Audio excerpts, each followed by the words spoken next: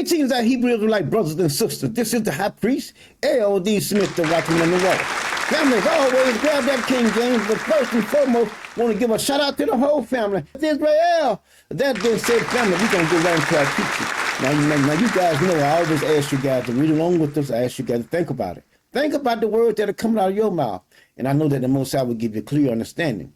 Now, family, we got a fine teaching. And we're dealing with our laws and our statutes and our judgment were handed down from generation to generation.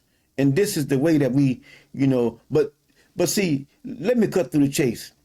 See, it has not been handed down, so everybody just out there just running here, running there, everybody just teaching, they want to tell somebody something. No, there's an order. There's an order that the Most High have for we his people. And how will you find out that order? You got to go back to when it first began and see. Remember the days of old. Remember the days of old. See? So let us get into our teaching. We're coming from Psalm 78, and we're going to start with verses 6. Well, let's start with verse 5.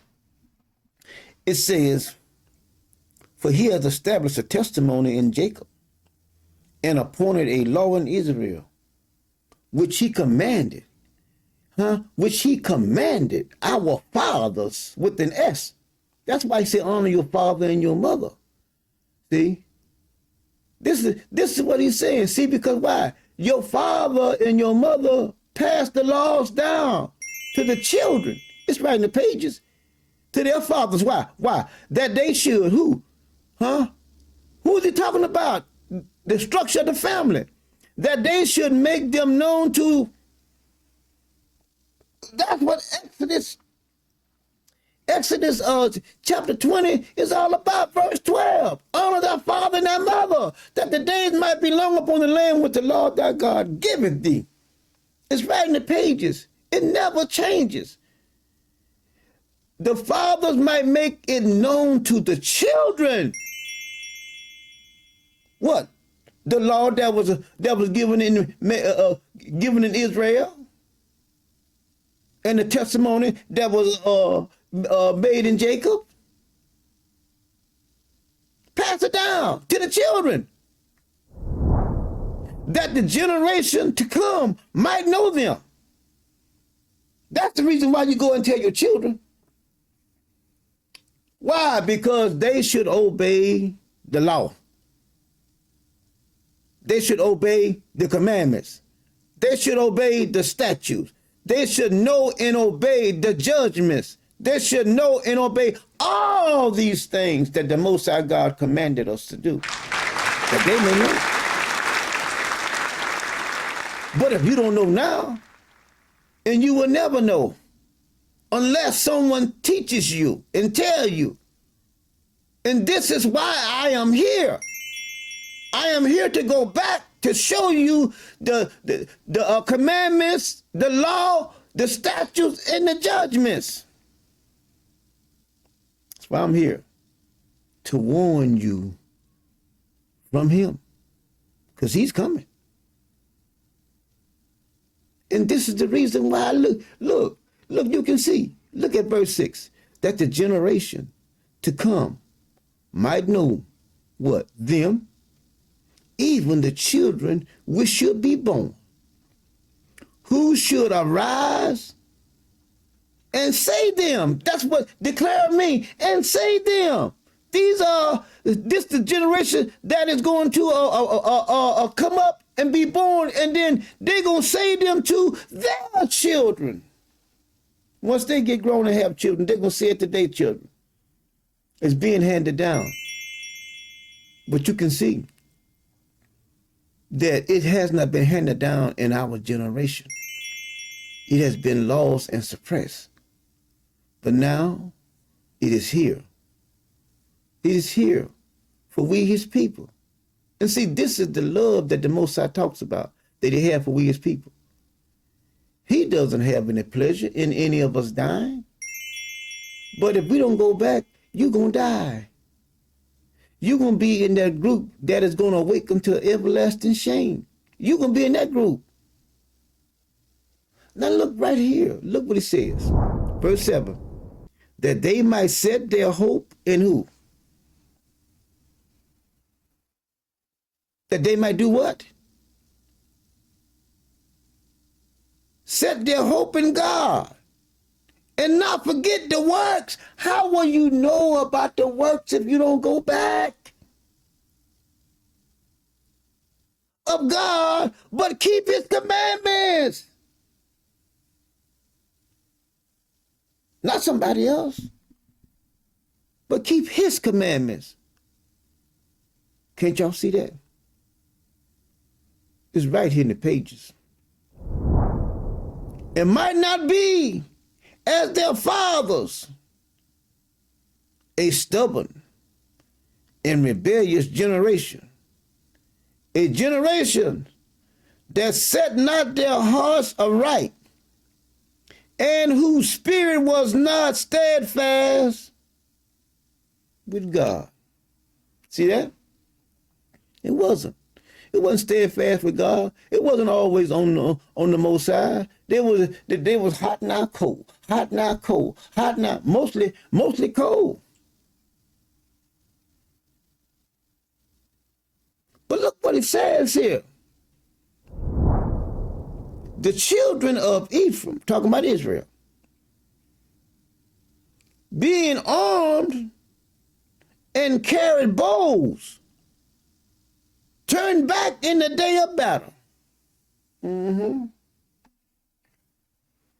You see that? They turned back, didn't they? In the day of battle. You know why they turned back? The very next verse going to tell you. See, God is not going to be with you when you're being disobedient. He going to be against you. He's going to be against you. If you don't go back to the old path, when he comes back, he's not going to be with you. He's going to be against you. He doesn't change. He does not change. He is going to be against you. And you're going to lose. Look what he says here. They kept not the covenant of God and refused to walk in his ways and forgot. Y'all see that? And forgot what? His works and his wonders that he had, past tense, not only that, showed them. Showed mean that already happened. That already happened. They forgot all about that. That's why I'm taking you back, so that you won't be like them. You will see what he did for them, the good and the bad, when they was obedient and when they was disobedient, so that you can be what? Obedient. But let us keep on. Marvelous things did he in the sight of their fathers.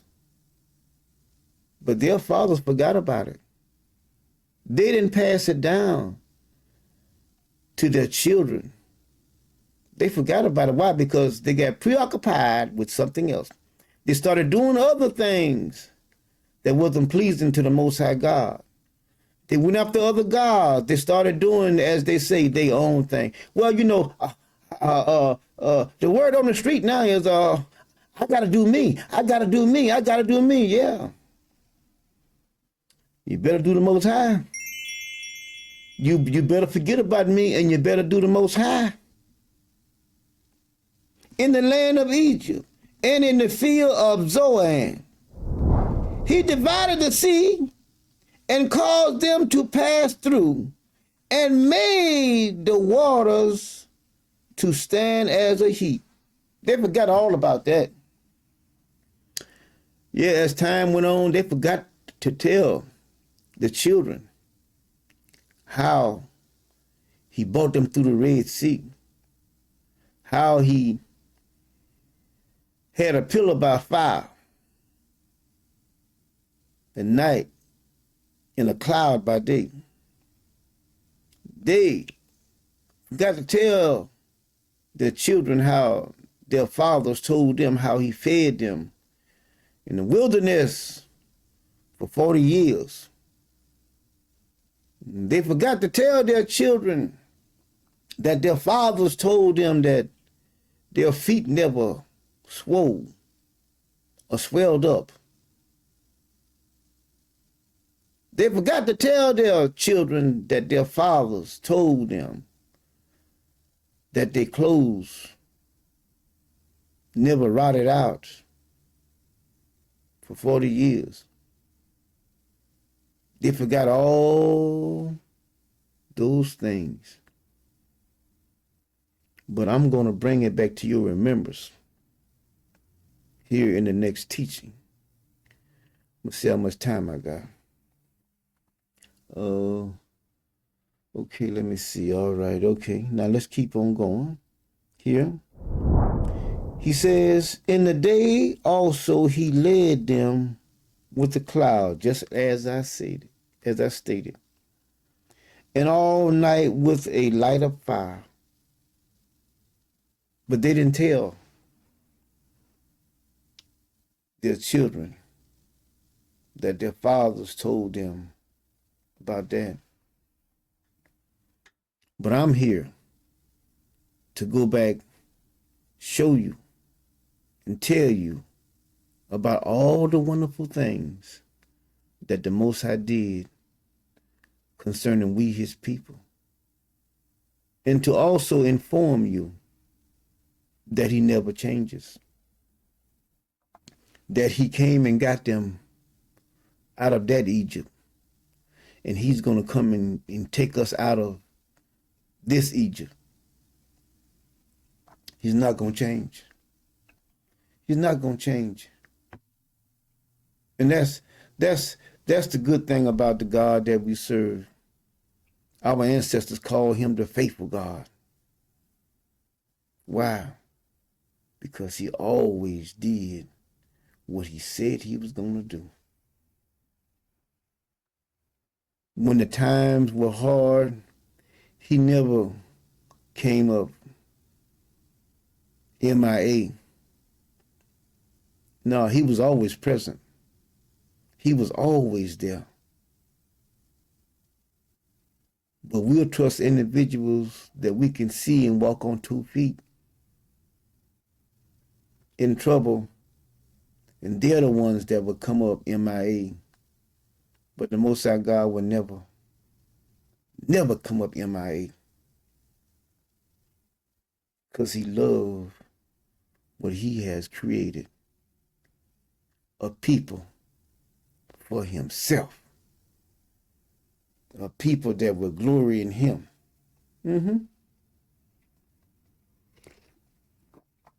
Let's keep on going. He cleaved the rocks in the wilderness and gave them drink out of the great depths. He brought streams also out of the rock and caused water to run down like rivers. Don't tell me he won't give you what you need. Huh? Don't tell me he won't. He will give you what you need. He is a keeper to we his people. He have always kept us and always will. There's nothing that he cannot do.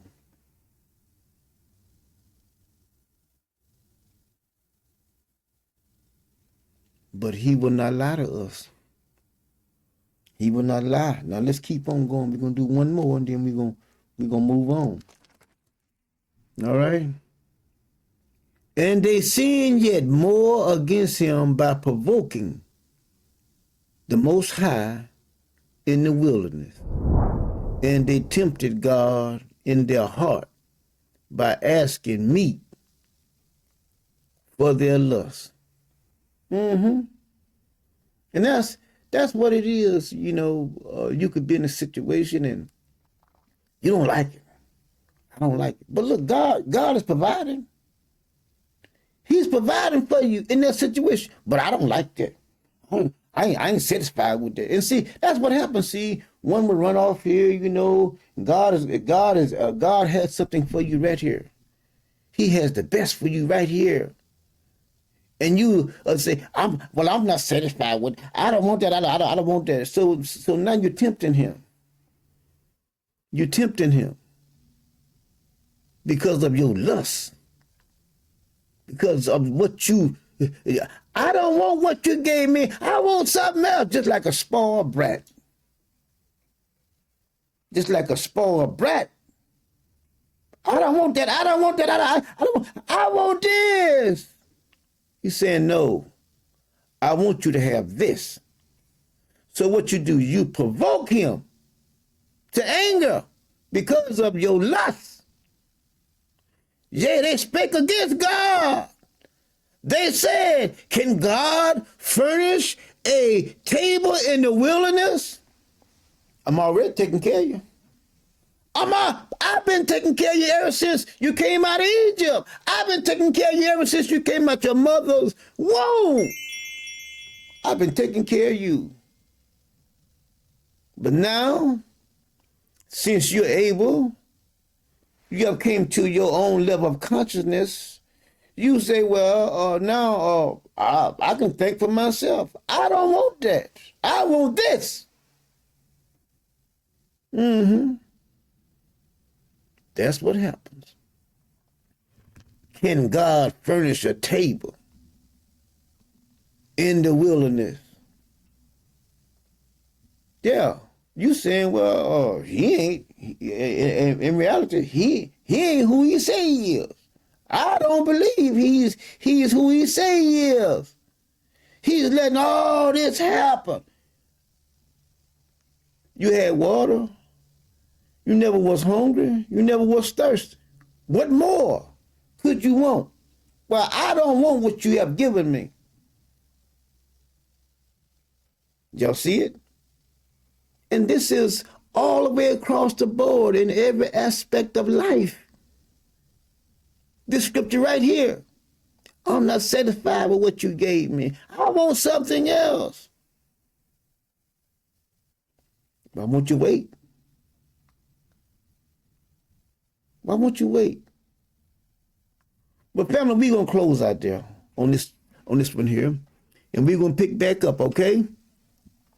Y'all know how we do. We come together with one voice and one mind. Are you ready?